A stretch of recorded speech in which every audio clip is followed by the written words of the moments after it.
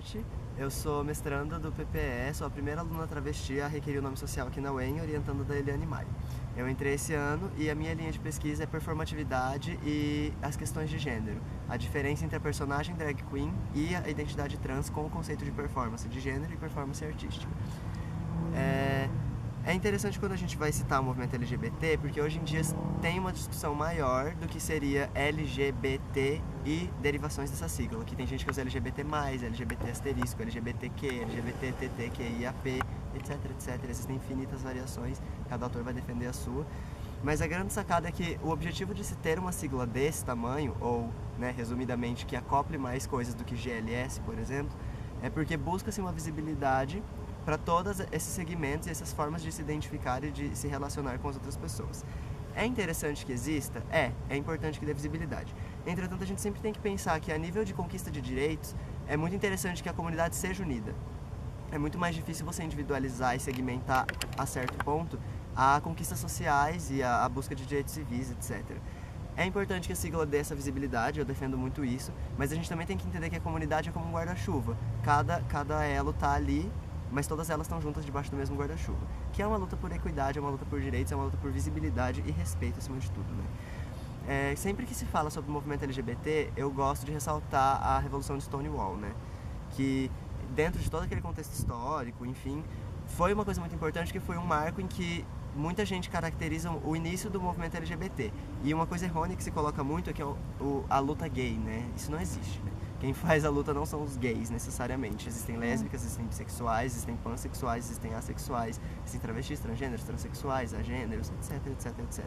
Só que o que acontece nós vivemos num sistema patriarcal no qual o sujeito, o indivíduo central do universo é o homem, principalmente se for um homem branco, eurocêntrico, classe média alta, cisgênero, hétero, etc. Então, toda vez que a gente fala de comunidade LGBT, a imagem que está se cunhando é a do homem gay, branco, que performa masculinidade. Você não pensa na bicha preta periférica, você não pensa na sapatão caminhoneira, você não pensa na travesti de programa, Você não pensa no gay gordo, você não pensa nas bicha preta, nas lésbicas negras objetificadas. Normalmente a gente cunha um sujeito universal.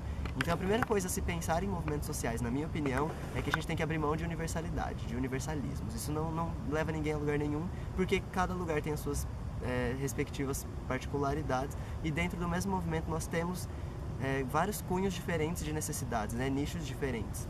E dentro do movimento LGBT, parece que porque todos estão dentro desse mesmo guarda-chuva, a gente aceita, a gente engole que homens brancos cisgêneros falem pela gente pelo simples fato deles serem homossexuais, quando na verdade muitos deles não são periféricos e estão autorizados a falar porque tem 1 milhão de acessos, Eles têm toda a escada desenhada para eles subirem, têm acesso a universidades, a cursos, a graduações, pós-graduações, e N diplomas e N formações, e eles podem acessar os espaços de fala. Enquanto isso, nós temos movimentos sociais, de fato, com pessoas periféricas, dentro de favelas, dentro de lugares super marginalizados e que não têm acesso a nenhuma dessas coisas, Então é muito complicado.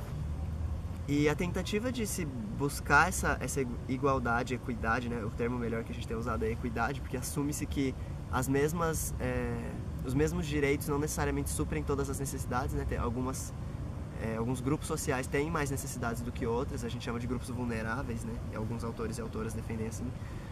Mas o que eu acho que é a grande sacada que a gente precisa começar a entender é não romantizar essa ideia de que nós somos todos uma família feliz. Não. Sobre a história do movimento, eu acho que muitos dos direitos que foram sendo conquistados, hoje em dia já são dados como uma coisa ok, mas há 50 anos atrás eram abismais, Você pensar num casamento entre pessoas do mesmo sexo, hoje em dia isso quase nem se discute mais, Já foi aprovado, já acontece. Como as pessoas pressupõem que a identidade trans, na verdade, é um erro, sei lá, mental ou biológico, enfim, que na verdade você se sente presa no corpo errado, quando isso não é uma realidade. Eu não sinto que eu tô presa no corpo errado, que eu nasci no corpo errado, porque isso, enfim, entraria em vários conceitos de que eu não acho que as pessoas são escolhidas para nascer, as pessoas só nascem, Apesar de a homossexualidade ter deixado de ser uma doença, no ano em que ela sai, a transexualidade entra. Então a gente não exatamente avança, A gente só muda o buraco que a gente tá um pouquinho mais pro lado. Então parte do pressuposto de que eu tenho um distúrbio de identidade de gênero. Então eu sou uma pessoa doente a ser corrigida, a ser encaixada no meio.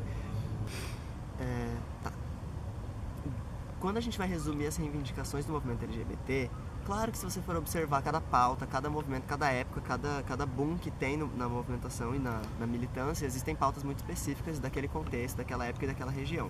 Entretanto, se a gente for resumir de uma maneira didática e quase lúdica, seria ser tratada como qualquer outro ser humano normal.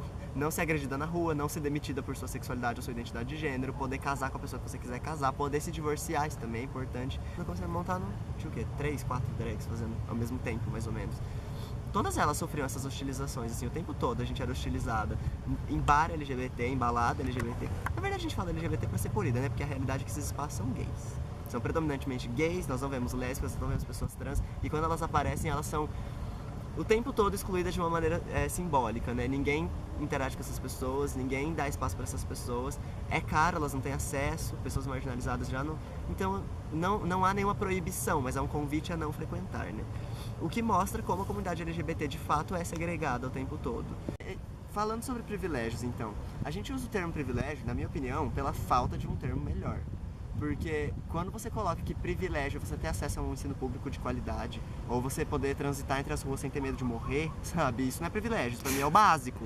O que é complicado, eu acho que assim, não é um problema usar o termo privilégio quando se tem essa consciência. O problema é que esse discurso pode ser facilmente capturado e é o que volta nessa retrógrada e essas respostas reacionárias que a gente recebe sempre, que são, mas vocês querem privilégios, já existe lei contra assassinato, por que você quer uma lei contra a homofobia, contra o feminicídio? Isso é uma questão muito debatida, né? As pessoas acham que, sei lá, criminalizar a homofobia é dar um privilégio a você falar que você está sofrendo homofobia toda vez que alguém for rude com você na rua. Não é essa a realidade. A realidade é que pessoas LGBT morrem a centenas, assim, frequentemente. Quantas vezes? Se você pesquisar no Google agora, eu te dou certeza de que você vai ter páginas e páginas cheias de quantas pessoas LGBTs foram mortas esse ano a crimes brutais e que foram identificados como homofobia, tá? Porque quantos são mortos e ninguém nem sabe que é por homofobia, ninguém nunca nem vai ficar sabendo o que aconteceu, ou então morre e depois a família enterra com o nome de registro, não com o nome social, então você não sabe que era uma pessoa trans que morreu, ou então a pessoa não era assumida, morre e silencia que ela era uma pessoa homossexual e ninguém nunca vai saber. Então mesmo esses números que já são abismais e assustadores, eles ainda são romantizados e polidos a um número muito menor do que de fato é. Mas a gente sabe que é muito mais do que o que a mídia mostra, principalmente. E ainda entrando nisso, as pessoas que passam por essas situações violentas não são necessariamente as pessoas que estão nos espaços privilegiados, que a gente diz, né?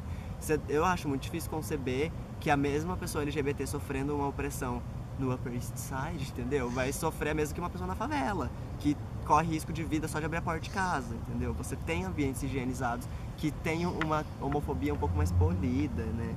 Enfim. E o que é problemático é se colocar no lugar do outro. É um exercício frequente, porque a gente nunca vai saber, de fato, o que a outra pessoa está passando. Mas só de você conseguir conceber e abstrair que outra pessoa pode estar passando por uma coisa talvez mais foda do que você está passando por outros motivos, já é um avanço, né? Parte-se do pressuposto de que aonde eu tô, todo mundo também já tá. E daí o que as pessoas têm a mais é o que não tenho. Mas a gente não reconhece que tem pessoas que nem o que eu tenho, tem. Né? E isso tem que se aplicar em vários recortes. Uma das coisas interessantes de se ressaltar a nível teórico, que a gente sempre fala muito de feminismo interseccional, né? Essa questão da interseccionalidade, que vai pegar recortes de classe, gênero, religiosidade, sexualidade, etc, etc. Só que isso não é suficiente, né? Se você pega e coloca uma mulher negra, ela é uma mulher e ela é uma pessoa negra. Mas quando você pega o recorte mulher, esse marcador mulher, você pensa na mulher branca. Quando você pega o marcador negritude, você pensa no homem negro. Então ela não é primeiro uma mulher, depois ela se torna negra. Ela não é primeiro negra, depois ela é uma mulher. Ela é uma mulher negra. E não existe esse marcador da negritude feminina. Mas que o que se discute, por exemplo, da mulher conquistar o mercado de trabalho, é uma pauta branca, né? Porque a mulher negra saiu da senzala e foi trabalhar. Passinhazinha branca. Então, são lutas diferentes.